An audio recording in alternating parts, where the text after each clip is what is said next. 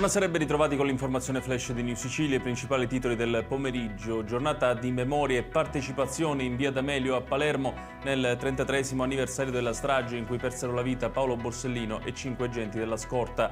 Protagonisti tanti bambini con disegni e giochi nel luogo della tragedia. Nel pomeriggio dibattiti e testimonianze di sopravvissuti agli attentati e familiari delle vittime.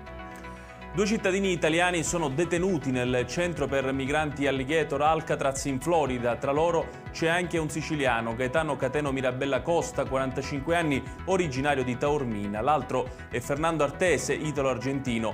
La Farnesina è in contatto costante con le autorità statunitensi e i familiari e sta lavorando al rimpatrio.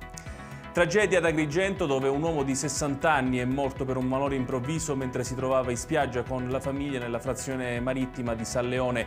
Inutili tentativi di rianimazione da parte dei presenti e dei sanitari del 118.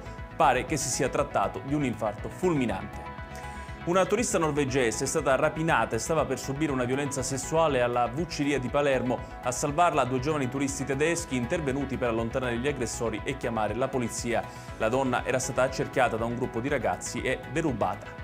E chiudiamo con il meteo. Nella giornata di domani la Sicilia sarà abbracciata dall'alta pressione con cieli sereni e clima stabile ovunque. L'anticiclone africano in arrivo sull'isola porterà ad un forte aumento delle temperature anche oltre i 40 gradi. L'ondata di calore durerà almeno fino a metà della prossima settimana. Ed è tutto per questa edizione. Tutti i dettagli su queste notizie li trovate come sempre sul nostro sito www.newsicilia.it. Grazie per averci seguito e buon proseguimento di serata.